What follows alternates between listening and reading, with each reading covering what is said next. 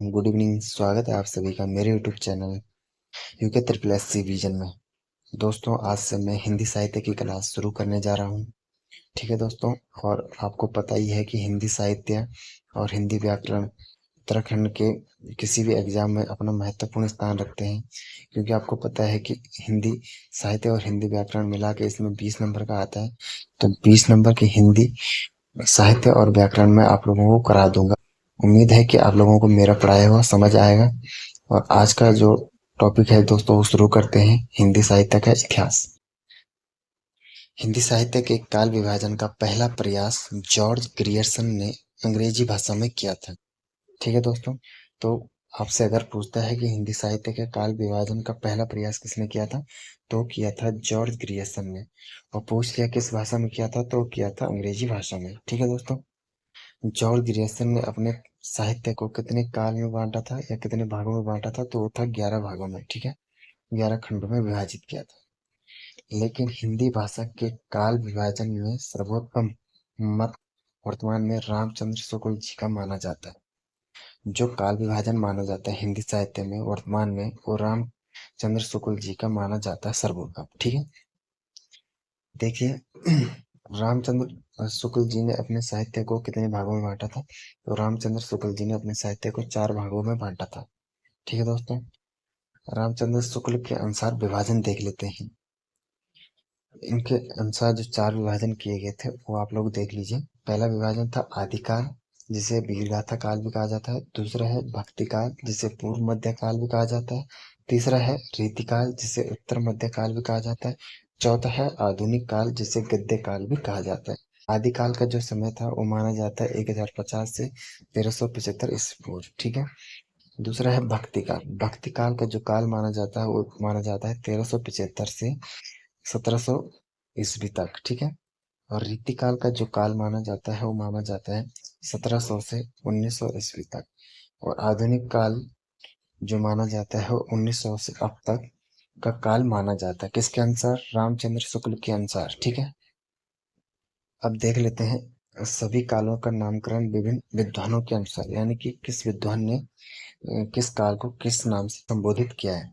तो पहले बात कर लेते हैं आदिकाल की। ठीक है। आदिकाल को चारण काल किसने कहा? तो आदिकाल को चारण काल इन्होंने कहा, जॉर्ज ग्रियर्सन ने। ठीक है। आदिकाल को वीरगाथा काल किसने कहा? तो ये कहा रामचंद्र शुक्ल जी ने। ठीक है। आदिकाल को आदिकाल की संज्ञा किसने दी? तो ये हजारी प्रसाद द्विवेदी जी ने दी है। ठीक है। यानी कि आदिकाल अगर हम बोलते हैं तो आदिकाल जो शब्द दिया है आदिकाल को किसने दिया? तो हजारी प्रसाद द्विवेदी जी ने दिया। आदिकाल को बीज वपन काल किसने कहा? तो आदिकाल को बीज वपन काल महावीर प्रसाद द्विवेदी जी ने कहा। ठीक है। आदिकाल को सिद्ध सामंत काल किसने कहा? आदिकाल को सिद्ध सामंत काल राहुल सांकृत्यायन ने कहा। ठीक है। आदिकाल को आरंभिक काल किसने कहा? आदिकाल को आरंभिक काल मिस्र बंधु ने कहा।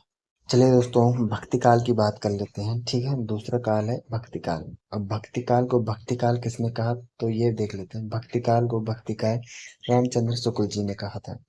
भक्ति काल को पूर्व मध्य काल भी कहा जाता है, और यह किसने कहा? तो यह कहा था हजारी प्रसाद द्विवेदी जी ने। भक्ति काल को माध्यमिक काल किसने कहा? तो ये मिस्र बंधु ने कहा था। ठीक है। भक्ति काल को सूफी युग किसने कहा? तो भक्ति काल को सूफी युग राहुल सांकृत्यायन जी ने कहा था। ठीक है। भक्ति काल को 15वीं सदी का धार्मिक पुनर्जागरण काल किसने कहा? तो ये कहा था जॉर्ज ग्रियर्सन ने। नोट देख लीजिए आप एक। भक्ति काल को स्वर्ण युग कहा जाता है। ठीक है। भक्ति काल को उत्तर भारत में किसने लाया था? भक्ति काल को उत्तर भारत में रामानंद ने लाया था। ठीक है। बात कर लेते हैं रीतिकाल की। ठीक है। रीतिकाल की बात कर लेते हैं। तो रीतिकाल को रीतिकाल किसने कहा? तो आचार्य रामचंद्र शुक्ल जी ने रीतिकाल को रीतिकाल की संज्ञा दी। रीतिकाल को अलंकृत काल किसने कहा? तो रीतिकाल को अलंकृत काल मिस्र बंधु ने कहा था। रीतिकाल को श्रृंगार काल किसने कहा? रीतिकाल को श्रृंगार काल विश्वनाथ प्रसाद मिश्र ने कहा था। रीतिकाल को काव्य कला का युग किसने कहा था? तो जॉर्ज ग्रियर्सन ने कहा था। ठीक है दोस्तों। चलिए दोस्तों, चौथा भी देख लेते हैं। आधुनिक काल। आधुनिक काल को किसने क्या कहा वो भी देख लेते हैं। ठीक है। आधुनिक काल को आधुनिक काल किसने कहा? तो ये कहा था हजारी प्रसाद द्विवेदी जी ने। आधुनिक काल को नव जागरण युग किसने कहा? यह काल किसने कहा? तो राहुल सांकृत्यायन जी ने कहा था। आधुनिक काल को गद्य खंड काल किसने कहा था? तो आधुनिक काल को गद्य खंड काल रामचंद्र शुक्ल जी ने कहा था। आधुनिक काल को परिवर्तन काल किसने कहा था? आधुनिक काल को परिवर्तन काल मिस्र बंधु जी ने कहा था। कंपनी आधुनिक काल को कंपनी के शासन में हिंदुस्तान किसने कहा था? तो ये जॉर्ज ग्रेसन ने कहा था। आधुनिक काल को कंपनी के शासन में हिंदुस्तान किसने कहा था? तो जॉर्ज ग्रेसन ने कहा था। अब देख लेते हैं भक्ति काल को शुरू से, उसका उसके बारे में। अब तक हमने ये देखा कि उनको किस विद्वान ने कौन सी संज्ञा दी। अब हम भक्ति काल के बारे में थोड़ा सा देख लेते हैं। ठीक है, भक्ति काल को क्या कहा जाता है? पूर्व मध्य काल कहा जाता है। भक्ति काल साहित्य के इतिहास की शुरुआत दक्षिण भारत से होती है। भक्ति काल साहित्य के इतिहास की शुरुआत कहाँ से होती है? तो होती है दक्षिण भारत से। ठीक है, लेकिन भक्ति शब्द शब्द की बात कर रहा है तो भक्ति शब्द का प्रयोग सबसे पहले कौन से उपनिषद में हुआ था? श्वेता श्वेतर उपनिषद में हुआ था। ठीक है, यहाँ पे एक इम्पोर्टेंट पॉइंट है तो आप इसको भी देख लीजिए। भक्ति काल को हिंदी साहित्य का स्वर्ण काल भी कहा जाता है। ठीक है, भक्ति काल की काव्यधारा देख लेते हैं कितने प्रकार की थी। ठीक है, भक्ति काल को दो भागों में बांटा जाता है, एक सगुण काव्यधारा में और एक निर्गुण निर्गुण काव्यधारा में। ठीक है, सगुण काव्यधारा को भी हम दो भागों में बांटते हैं, एक राम भक्ति, ठीक है, और दूसरा कृष्ण भक्ति की धारा में। ठीक है, तो राम भक्ति के जो कवि थे वो कौन थे? हमारे पास तुलसीदास है। कृष्ण भक्ति के कवि कौन है? तो सूरदास है, रस खान है, मीरा है। ठीक है, दूसरा देख लेते हैं निर्गुण काव्यधारा। निर्गुण काव्यधारा को भी हम दो भागों में बांटते हैं, ज्ञानाश्रय काव्यधारा और प्रेमाश्रय काव्यधारा। तो ज्ञानाश्रय काव्यधारा को हम संत काव्यधारा भी कहते हैं, जिसके लेखक कौन है? कबीरदास है। ठीक है, और प्रेमाश्रय के लेखक कौन है? इसको हम सूफी काव्यधारा भी कहते हैं। ठीक है, भक्ति काल की विशेषता देख लेते हैं दोस्तों। भक्ति काल की कौन कौन सी विशेषता है? भक्ति काल में दास्य भाव की प्रधानता पाई जाती है। ठीक है, भक्ति काल को प्रबंध काव्य भी कहा जाता है। भक्ति काल की जो भाषा है वो कौन सी भाषा है? अवधि भाषा है। भक्ति काल में शांत रस को प्रधानता दी गई है। ठीक है, भक्ति काल में शांत रस को प्रधानता दी गई है। अब सगुण काव्य धारा को देख लेते हैं दोस्तों। ठीक है, वहां ऊपर हमने इसको दो भागों में बांटा था, सगुण और निर्गुण। तो सगुण काव्य धारा में देख लेते हैं। ठीक है, सगुण काव्य धारा के कवि कौन बताए थे? तुलसीदास जी को बताया था।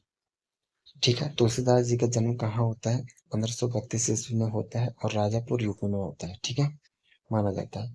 इनकी मृत्यु कब हुई थी? तो इनकी मृत्यु 1623 ईस्वी में काशी के 80 घाट में हुई थी। कहाँ पे हुई थी? काशी के 80 घाट में। तुलसीदास जी के पिता का नाम क्या था? आत्माराम। माता का नाम क्या था? हुलसी देवी। और पत्नी का नाम क्या था? रत्नावली। पुत्र का नाम क्या था? तारापति। पालन पोषण किसने किया तुलसीदास का? पार्वती देवी ने। और भक्त किसके थे? राम भक्त। तुलसीदास किसके भक्त थे? तो तुलसीदास जी राम भक्त थे। तुलसीदास जी के उपनाम देख लेते हैं। ठीक है, मानस का हंस किसे कहा जाता है? तुलसीदास को कहा जाता है। इसको किसने कहा था? अमृतलाल नागर ने कहा था। कालिदास का वाल्मीकि किसने कहा? तो नाभादास ने कहा। हिंदी साहित्य के आकाश का चंद्रमा तुलसीदास को किसने कहा? तो ये भिखारीदास जी ने कहा था।